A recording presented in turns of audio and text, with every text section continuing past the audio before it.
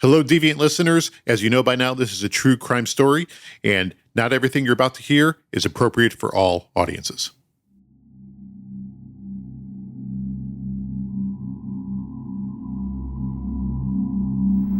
Give me some more. Give them. There ain't nothing coming around. See, because in that way, it won't be a circus that you don't want this to be. You don't want this to be a circus. It's gonna be a circus. No, it ain't got to be a circus, because if it has a happy ending, that is the circus. This is not no clown shit. This is not no that's not none of that. This means let this be a meaningful thing which changes it and redirects it from being a circus. Okay, what about all those that's hoping, but I can't help You can't help all of them, Tom, because there's only 6. them. I can't help them. Well, help the dumb ones you can help. And I try to. Help some more, man. Pull out some more. Don't how, man. We're all wired differently, Some of us are wired for good, and some of us are wired for bad. but a select few step outside of all society's boundaries. From Cold Open Media, this is Deviant. Anthony Sowell, off script. Hello, and welcome back to the show. I'm Dan Szematowicz, And I'm Andrew Iden. and this is, as you just heard, Off Script, our Off Script episode where we get to some of the stuff that we weren't able to get to in the actual show, some of the stuff that really stood out to us. So we're going to hear sound that you haven't heard yet, and we're also going to answer some of your questions and read some of your comments. This is about you. And in future episodes, if you want to be a part of that, there are plenty of ways you can do that. 1, visit us on social. We're at deviant.podcast on TikTok and Instagram. 2, you can always leave a comment or a question in the review section or the comments section of the platform that you're using to listen to us. And 3, our Patreon. Let's talk a little bit about our Patreon real quick. You can find it at deviantpodcast.com. If you visit there, yes, you can leave questions. Yes, you can leave comments. But also, at certain membership tiers, you can also join our Discord and talk directly to Andrew and I, and we can chat it out there. You can leave your questions and comments there as well. There's also plenty of stuff for you to find at deviantpodcast.com and our Patreon that will enhance your listening experience. There's going to be documents and videos and all sorts of things that you can see about the stories that we're talking about. So once again, deviantpodcast.com, see what's there for you. Now that we have all of that out of the way. Yes. Was that okay? Yeah, that's fine. There's lots of places to find us, interact, engage, all that stuff. But with all that out of the way, let's talk a little bit about Anthony Sowell. I'm curious from your standpoint, Dan, did you know about this story before we picked it for this series? Just kind of vaguely. I mean, I remember, when we pitched it, when we talked about it, I had that sort of brain tickle, like, I remember that from a decade or whatever ago. Yeah, but it was kind of buried. But yeah, how about you? Yeah, well, I remember working on this story back in the TV days, and it was jarring then. It's jarring now, and it's also one of those stories that, for a number of reasons, I feel like probably should have been covered more extensively over time, but it just wasn't. One of the reasons why we picked this story was what was interesting about it was in a number of ways, this case and everything that kind of surrounded it was everything that Israel Keys was not, right? Like when we covered Israel Keys, that was a story of, crisscrossing the country, victims in every corner of various time zones and travel and everything. And Anthony Sowell was very much about one house in one neighborhood. It was almost the polar opposite of Israel Keys in a way, right? Yeah. One type of victim, one location, one method of everything. Right. And So it's extremely disorganized. yeah, and so there was an appeal to doing the case because it just kind of was the opposite of everything Keys was. And Keys was really dense. And this story is dense too, because the other thing that obviously we talked about in all the previous episodes is that this is a story of, and we've said it many a times, infuriating incompetence, missed signs, red flags all over the place. And that's another way Sowell is almost totally the opposite of Israel Keys. Israel Keys, as we learned, his MO made him extremely difficult to catch. Police almost got onto him by luck, Israel Keys. Sowell, no way, man. Like, they had so many opportunities to stop him, to catch him. He was almost waving his arms saying, I'm someone you should be paying attention to, justice system, and they didn't. And, we also use the analogy with Keyes that he was kind of a shark under the water. Anthony Sowell was in the system. Right. He was in and out of the system. His name was not new. He was a registered sex offender. Police literally knew who he was. They went to his house, etc. All of these things. If Israel Keyes was a shark under the water, Sowell was water skiing above the water in a chicken suit. Right. Like, he was impossible to miss. Right. But they missed him. Right. And so, that obviously opens the door to a lot of conversations that the story prompts, which is neighborhoods that are going through the challenges that Mount Pleasant had, you know, all of the factors that go into a community that is overlooked by law enforcement in all of the wrong ways. And also the concept, of victims and being taken seriously by law enforcement. And so that was kind of the nexus for when we were trying to figure out what our next story was. This one really jumped off the page for all of those reasons. Yeah, and once we started getting into it, once we started looking at the videos and watching the documents and, in looking at the pictures, by the way, you can see some of that on YouTube and on social. We did a little guided tour of his house. You look at the picture, you see what a mess that place was, what a mess he was, right? In those pictures, they didn't even really show anything too graphic. What we shared wasn't graphic, but the most graphic those pictures get is you do see bodies that are wrapped in tarps. You don't see anything actually. But beyond that, even without those things in frame, just looking at that house and what it looked like inside is just so disgusting. It was so dirty and disorganized. It was terrible. Dirt everywhere and grease and stains and like, Well, and look, this is not the first time a story like this has happened. The media tends to use this phrase with stories like this. They always lean on the old kind of trope of a house of horrors, right? Yes. But when you see the photos inside the house on Imperial Avenue, that's exactly what this was. It kind of makes your head spin that anybody was able to kind of like function in that house in any way.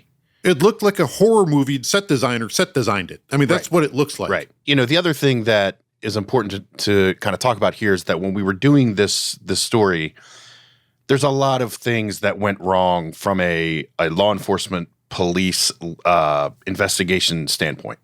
Mm-hmm. And we obviously wanted to make sure that we gave the Cleveland Police Department every opportunity to come on and join us. And we have to mention, and we mentioned it before, we made numerous inquiries into that police department for an interview. It is what it is. We made every attempt to contact them. All of those inquiries were met with deafening silence. We did the due diligence, right? We tried to go down the path to hear the sides of this story and the wrinkles in this case that were important to pursue.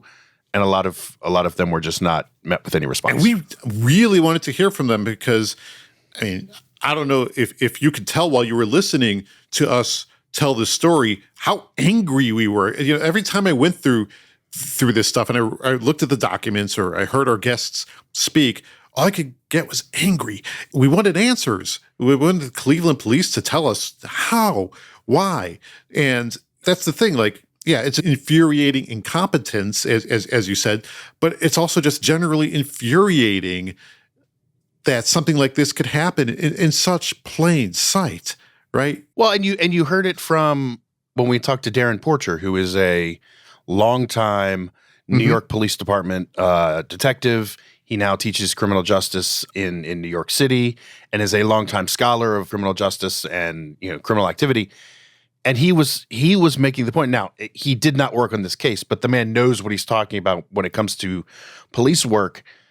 He was angry, right? And he was kind of banging the table of like, I don't know how these kinds of things got missed, or missed in the best case scenario, ignored in the worst case, right? Like you said, if a woman flying out of a third-story window and then having to be wrestled away from her attacker who tries to drag her back into the house is not probable cause to walk into that house, he said, I don't know what probable cause is. Right. He's right. Well, and we spent a lot of time talking about the Cleveland Police Department and the things that they didn't do properly.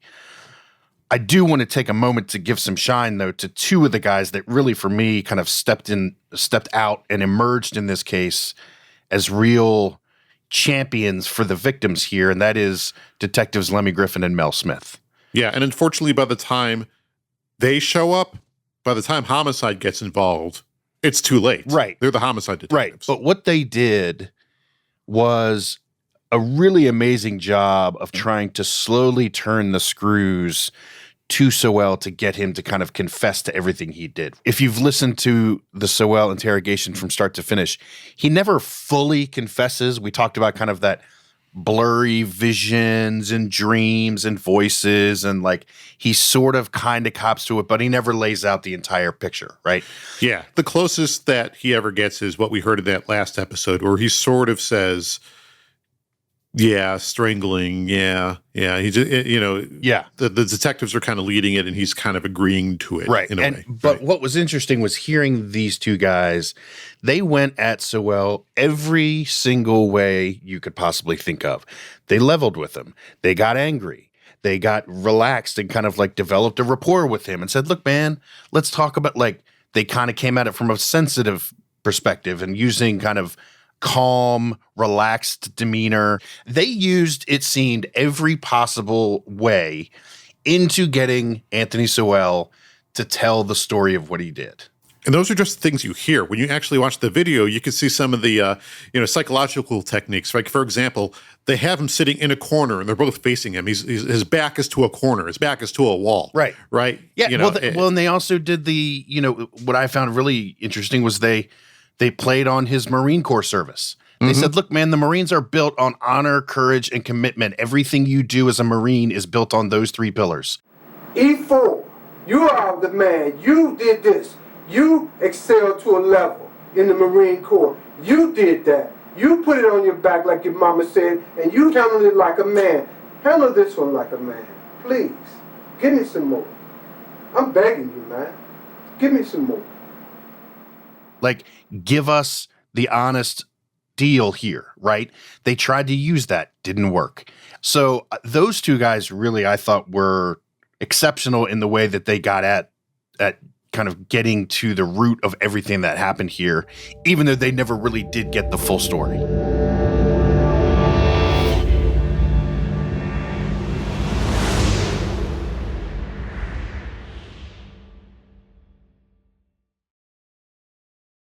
All right.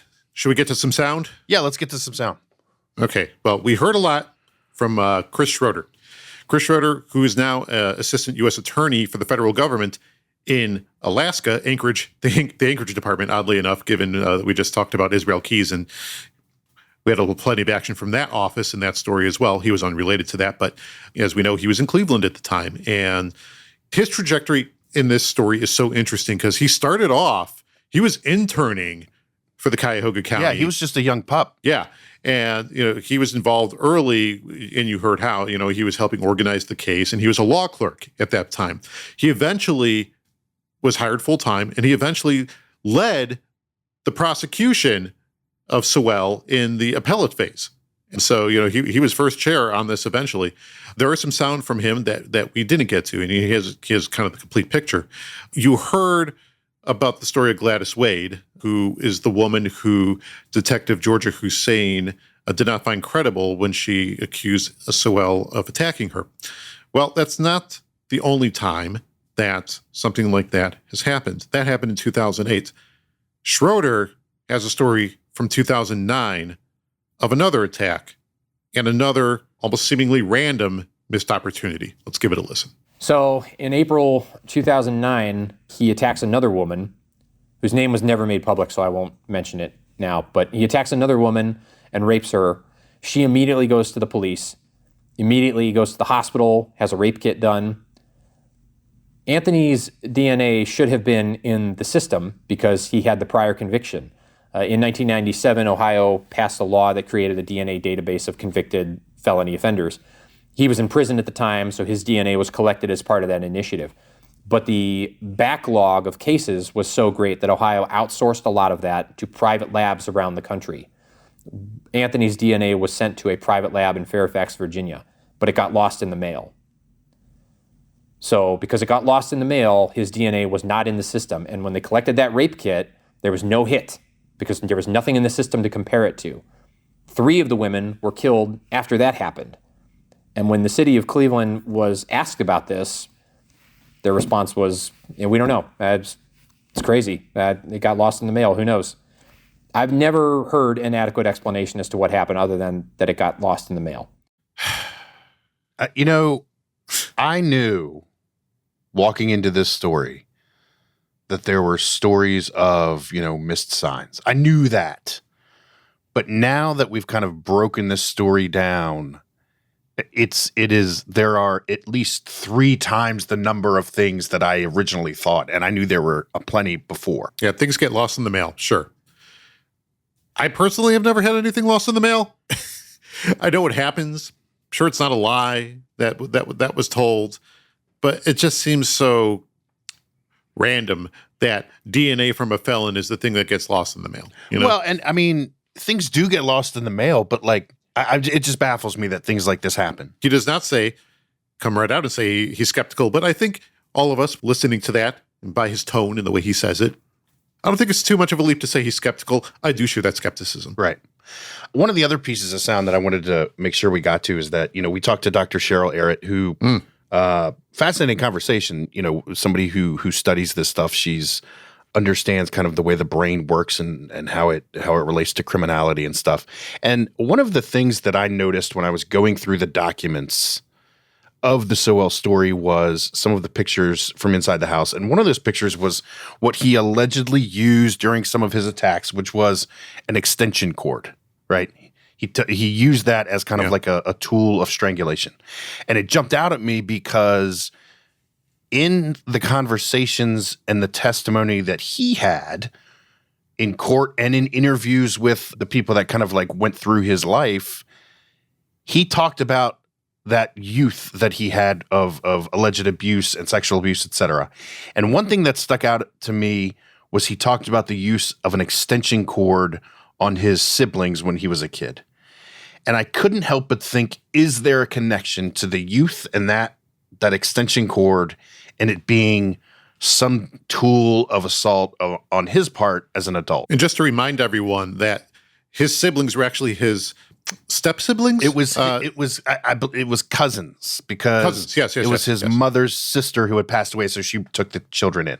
So cousins I think would be the accurate. And that was one of the things about that dynamic. It was Sowell and it was his sister who were sort of held above those cousins. Apparently, right. His mother really did not want them. She looked down on them and she treated them horribly. And so there was a lot of discussion about a use of an extension cord as a whip and as a tool of abuse in that house.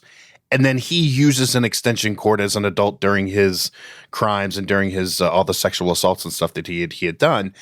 And so I couldn't help but think from a psychological standpoint that there had to be a link there, right? So we asked Dr. Cheryl Arrett about that. Here's what she had to say. Quite possibly connected to the electrical cords that he potentially and his sisters were beaten with and bound with, and witnessing all of that as a small child. We have to wonder what developmentally, if he did have these vulnerabilities and these differences in his brain, and then this is what was modeled for him about using these things as instruments of restricting, tying children to a banister and beating them and modeling that as this is what adults do. There seems to be a way of reappropriating that or claiming that and incorporating that as a part of his own violence and his own crimes against women, and that has to have a significance. And if I'd had access to the psychological reports and the medical stuff, we might be able to go deeper. So these are educated guesses, but it certainly seems like these things are linked. We all try to find the reason why these serial killers, why these monsters do the things they do. What's behind it, right? Yeah. And some are more self-aware than others. Israel Keyes, for example, going back to him, would say, I killed because I liked killing. And Sowell seems to be almost, a different kind of beast in a way. Well, first of all, we know he never really talks about killing or why he did it.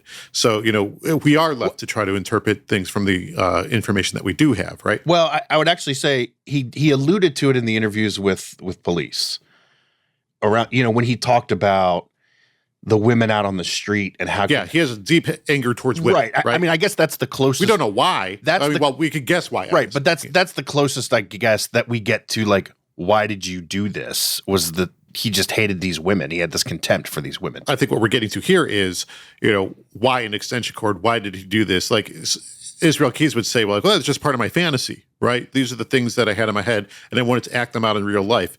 With Sowell, it sounds like there may have been a deeper psychological connection. There was a deeper direct tie to the abuse and some of the horrible things he saw and experienced as a child, whereas Keys was just like, this is what I wanted.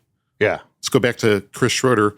As I mentioned, he was there in the case from front to back, including that appellate case, and he was there in the courtroom with Sowell. And, we heard Don Laster, the man who helped rescue the woman who came flying out of Sowell's window. We heard him talk about what it was like to look in Anthony Sowell's eyes, and we'll hear more from Don Laster later. Schroeder had his own experience with that too. You could tell that there was just nothing there. And the judge actually commented on it at sentencing, that all throughout all of this testimony, he just sat there with this vacant expression on his face, like this meant nothing to him. But when certain things about his life were described, he would sort of come alive and his face would start reacting like a way a normal person's face would react. And that was eye-opening for me. I don't know what I expected. I guess I maybe expected him to be more sorry than he was. And he did take the stand during the second phase and say that he was sorry. He did apologize, but you could just tell there was no feeling behind it. Yeah, I mean, that's kind of the impression that we've gotten from Don Laster, from Chris Schroeder. Anthony Sowell was not a guy that seemingly had any kind of feeling at all. It was just a detachment, right? So one of the interviews we did for this show that I really thought was poignant, because we talk a lot about the DNA and the evidence and stuff like that, was we talked to Anthony Dozier. And his mother, Crystal Dozier, was one of the women found in Anthony Sowell's house. Yeah. And I think we can all agree that, considering the upbringing that Anthony Dozier had, that we outlined in the episode with him, it is amazing what he has become. He joined the military. He was a Marine. He got out of the Marines. He's become an entrepreneur. He runs a software business, Crystal Clear Solutions. Like, everything about the guy is a testament to perseverance and, frankly, survival for a lot of. After every interview we did on this, I came out of it feeling angry, disappointed, flabbergasted.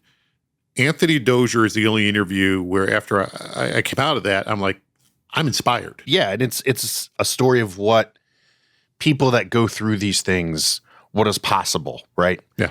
And so I wanted to play this bit of sound where he talks about learning to cope with all of this that was going on and losing his mother. And, he said in the episode, my mother and I did not have a very good relationship. She was in and out. He calls her Crystal. He does not call her mom. But he also has a very poignant understanding of who his mother is. So I just want to play this, and so we can hear about it, him talking about kind of going through all of this, and we'll talk about it on the other side. I've learned how to isolate myself. I don't know. I'm the guy who kind of just deals with pain and darkness. And I never let anybody know it, just kind of be me alone to myself. It took its toll on me. So growing up, one of the things I wanted to be able to do is, I had friends who would be able to take girlfriends home to see their mom, and, their mom not like their girlfriend, whatever. And it's the thought that all those possibilities of being able to repatch the relationship, or me potentially, I'm married now, but, before I got married, taking, my wife to meet my mother-in-law, and whether she likes her or not, that experience, it kind of all went away. And then I spent a lot of time angry at my mother, right? So I spent a lot of time angry at her. And that's when my aunt had to sit me down and help me to understand her story. Because it was always like this hidden family secret about what happened, because the person that raped her was a family member, right? It was somebody in the family who created that void and that monster in her that made her become the woman that she became, right? So when I sat back and I understood the trials and tribulations that Crystal went through, I had a lot more sympathy for her.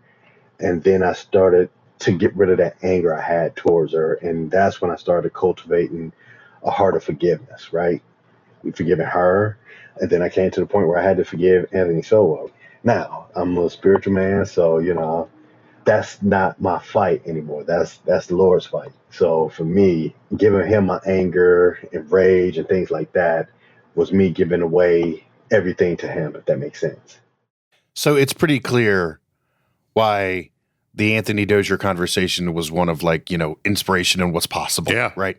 He's just an amazing guy. And I think for him to arrive at that point in his life took a lot of work, and it's clear that he's done the work. We talked about at the top of the show and throughout the series, the difficulty of getting Sowell, not difficulty, I shouldn't say difficulty, but the incompetence, the missed signs, the red flags, etc. We had a conversation with Rachel Lovello, who is a professor of criminology at Cleveland State University. She's the director of their criminology research center. She delves into all of this stuff. This is her job, right? So, and she knows this case well, being in Cleveland and having kind of done a lot of research on it. And we've talked a lot about what police missed, what they didn't pay attention to. But there's also another side of that coin too to consider, which is some of the dynamics of police work in general and what they are working with and the context around it. And I thought, while we didn't have her in the show, I did want to make sure we played this bit of sound from her that talks about all of those layers that go into policing and the policing around sexual assault kind of in a general sense. So here's that sound. I think there's often a misconception that police just don't believe victims, believe in the sense that believe that they weren't raped. And a lot of the research and surveys that have been done in my own research sort of doesn't really hold that to be true. It's not that they don't believe them. It's that what tends to happen is that they tend to cherry pick which cases tend to be the more worthy cases to follow up on, or which ones are the more worthy victims, or which ones were the ones that were sort of putting themselves in certain situations that they think might have put themselves in situations that would sort of happen, or sort of more vulnerable victims maybe get less attention. So it's more they sort of put the burden onto the victims to sort of participate in a bureaucratic process that can be very difficult. So it's if you want to participate, we'll believe you, but you've got to come down to the precinct, you got to give this, you got to do this, you got to have, you've got to go through this bureaucracy and follow all these steps in the process in which I tell you to follow the steps. And if not, your process gets moved to the side. Your investigation gets moved aside, because I've got many more cases coming in, right? I've got constant cases coming in. And if your case isn't the one that stays on top, then I've got, sort of a conveyor belt of cases coming in. And so it just gets moved to the side. And I think that's a much better actually representation. It's just too easy to say you believe or you don't believe. It's not that. It's really, they're in a bureaucratic process, much the same way that we work with a lot of bureaucracies, hospital systems, trying to, if you've ever been to the DMV or you're ever trying to do anything in a bureaucratic process, right? It's a series of things. And if you're not part of that process, the other thing is that officers also tend to get very burned out. It's one of the most difficult jobs to do, to see people who have been extremely traumatized right after they've been traumatized. And only really in the past 15 years or so has the research been really trickling down to officers to really train them on what does a trauma response look like? For many years, officers thought that victims were lying, or that victims weren't telling the truth, or that something was wrong because of their response, because they couldn't remember certain things. And now we know it's not that they weren't lying, it's that that's a trauma response. It's not them being deceptive or other types of things. And so part of it too is the lack of training and understanding of the neurobiology of trauma. Part of it is just overwhelming them with bureaucratic processes. But it's not to make an excuse or to say that it isn't right. It's just you have to contextualize, what are the actual processes in which it's happening, right?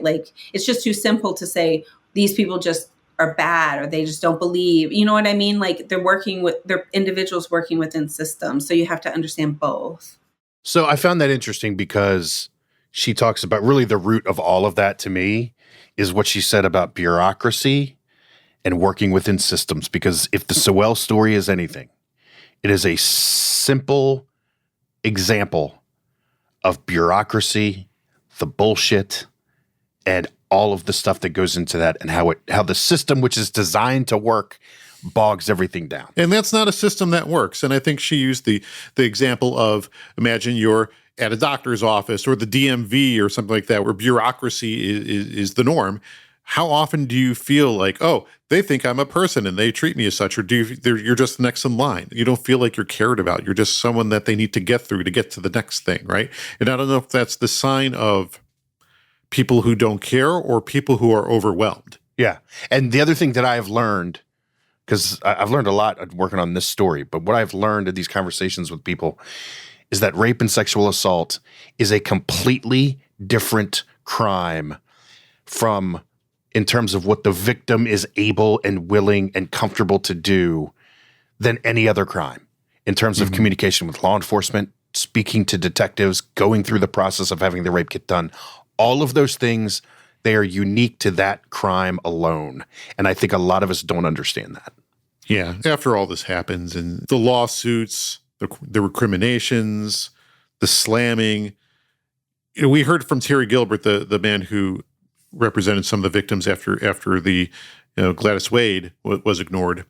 He says that he thinks the system has changed for the better in the Cleveland Police Department. We've heard other people say that too. Don Laster, though, isn't quite so sure. Don Laster, we heard from him in every episode. What a voice, what a character, what a person. Everything he said was just, you couldn't take your ears off it, if I could invent a phrase. And this is what Don Laster had to say after he went to court to testify, and his experience with Sowell and what things are like now. I'm a community person. I'm a family man. He didn't need to be on the streets no more so he can harm any of my family, any of my friends. Some of these girls I went to school with. I wish we could have got him off the streets before then. I'm not a police. I don't pretend to be one, but that just happened, and the Lord put me in that path to stop him. Right. From everything that we've seen, we've researched, we found, they failed these women. They failed your neighborhood. Yeah. And it really haven't got any better. The police hear shooting and they'll go the other way now. It's all changed.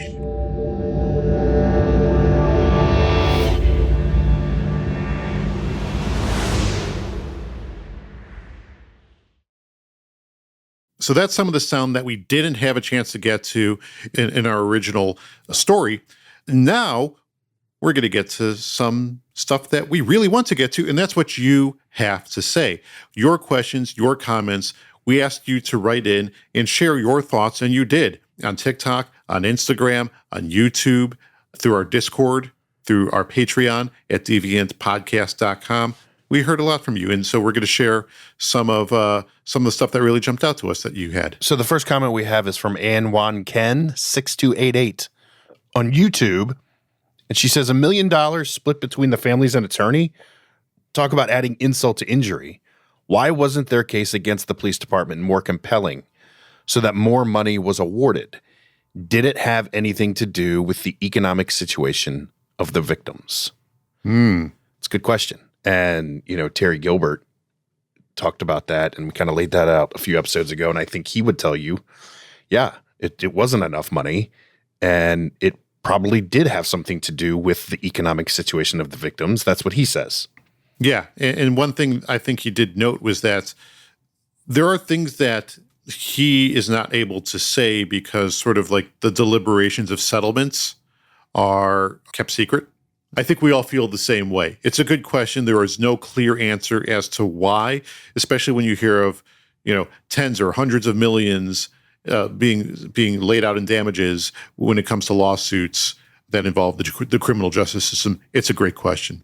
And, I just want to add real quick, there's a lot of times you see in settlements like this when, a municipality or a police department or some sort of agency settles, a lot of times the victims get in as part of that statement and as part of that settlement, admission of wrongdoing, which oftentimes is really, really, what it's all about.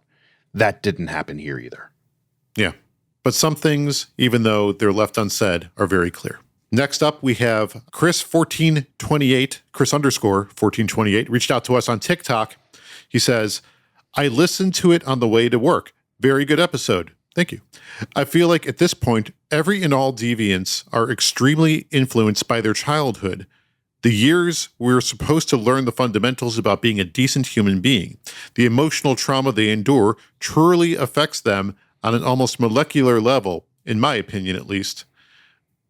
I think your opinion is shared by many. Hard agree. Mm-hmm. And, that's why we talked to Dr. Eric, because she had a lot of great insight about that. And this case is a glaring example of what occurs to you as a child and how that has long-lasting effects on how you operate as an adult.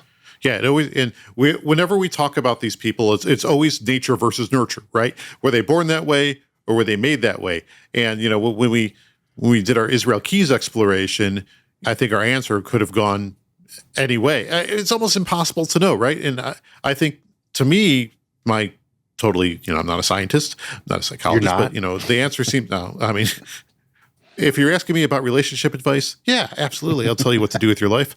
But yeah, in most cases, though, I think that it's probably a combination of the two. But also keep in mind that with whatever Sowell says, we're working with imperfect information, because if there's one thing that we have learned is that serial killers lie. So everything that we say about Sowell and his past and sort of, infer from that is all predicated on he's telling some version of the truth. We don't know that's the case. Right. From Kyle Dameron on YouTube, he says, Sowell was a monster. I can't believe he kept the bodies in the house with him. What goes through someone's head to be able to do those things and live with dead bodies decomposing in the same house he lived his life in? I mean, it's a good question. That is one of the things that does make Sowell somewhat unique in the realm of serial sexual offenders. Most of the ones I know about a lot of them, seem to be inclined to dispose of the bodies, get rid of the evidence, so that they're not easy to catch, so that they can keep on killing, right? There's kill sites and there's dump sites. You hear about that a lot in these sorts of stories. The kill site was the dump site in this case, and that's, I think, somewhat unusual. But he's also not the first to do this, right? I mean, Jeffrey Dahmer was keeping the remains of his victims in his apartment. But he was also disposing of them in his own way. There's also this whole element of I don't even like to use the word trophies, but people who commit these crimes have this tendency to want to have some sort of memory of it and keep it. And I think Sowell is an example of it just went to the extreme. Yeah. I mean, not to go too far down this rabbit hole, but, there are serial sexual offenders, serial killers, and who've been found with skulls and this and that sort of thing. And Sowell, I don't know, but Sowell doesn't seem like the bodies that he kept in his house and in his backyard, or just lying in his crawl space, or in his basement, or in his third floor. Just looking at the rest of that house, I don't know if trophies. I can't say what it meant to him. Those remains meant to him. And again, I am not a scientist or a psychologist. There was clearly some sort of neuroses working on, that was going on here, right? This house looked like a hoarder's house. Yeah. And that's all upstairs, right? That's all in the wiring. This is a story that continues to confuse and just prompt more questions beyond kind of the legal and law enforcement side of it. But it's interesting. Instagram. Leah Carr 54, thank you. A very sad time for our city indeed. Leah's from Cleveland. We can honor the victims by doing better. They put a garden in place of his home, and there are community leaders dedicated to uplifting that neighborhood. We can change the narrative.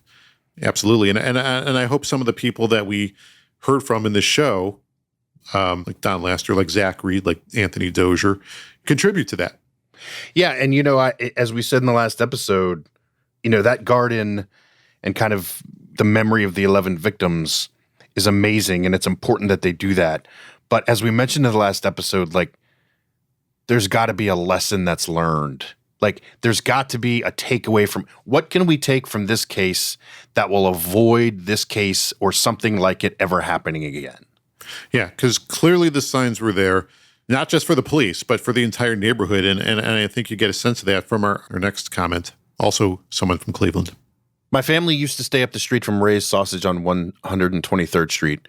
For years, my mom said she smelled that smell, but thought it was Ray's too. They went through a lot trying to prove it wasn't them getting their store and drains deep cleaned. This shook the neighborhood, finding out what it really was all those years. That's from Twee Marche on Instagram. Yeah, thank you for sharing that. People knew something was wrong. They didn't know what it was, but clearly people in the neighborhood in Mount Pleasant on Imperial Avenue near Anthony Sowell's house knew something was amiss.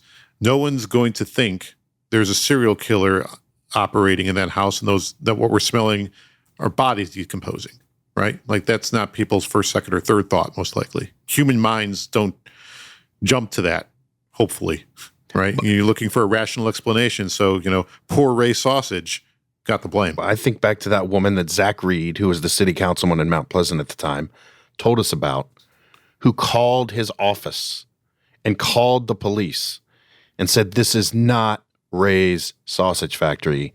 There is something else.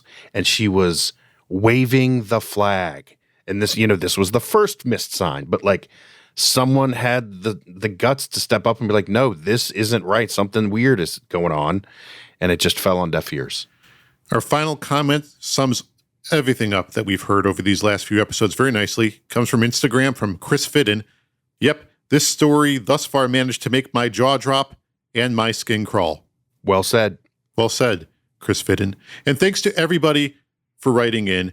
As we move into our next story, which we're going to talk about in just a second, make sure to keep sending your questions and comments wherever you're listening to this show. Again, YouTube, Instagram, TikTok at deviant.podcast, Patreon, deviantpodcast.com, or the comments and review section for wherever you're listening to this podcast are all great places to leave your thoughts. So, our next story. Let's get to it. It's a little bit different. It is not the story of a serial killer who crisscrossed the country or killed people in his neighborhood. This is the story of an unsolved murder in Putnam County, Georgia. It's the story of a neighborhood, a community where this kind of thing does not happen. It's the disappearance and the murder of Shirley and Russell Dermond, who are 85 and 88-year-old retirees living in a very, very nice golf and retirement community on Lake Oconee in Georgia, and the Kentucky Derby weekend in which someone walked into their house and found Russell dead in the garage.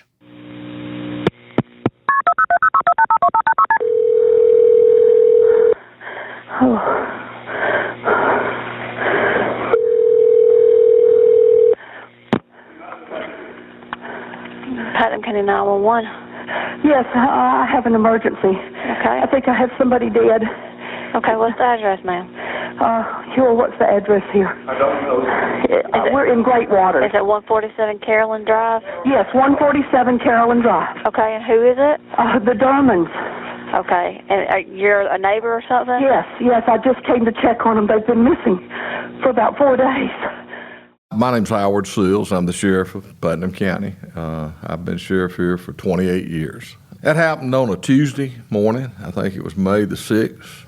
Across the lobby here, they got a call, and the dispatcher called and said, called me and said, Sheriff, there are dead people all over this house. So I jumped up, and my chief deputy's office is next to mine, and we ran out the door, and I was actually the second car on the scene. Now it's 12, 13 miles from here out there.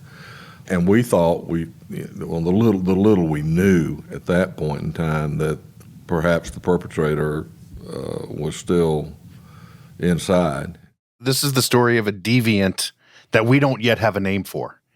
This is a stone cold whodunit. Mm-hmm. And it's a fascinating story of this unsolved murder, but it's also the story of Sheriff Howard Sills of Putnam County, who is tasked with finding the killer that for 10 years has eluded him. This is the man who chases the deviant. Yes.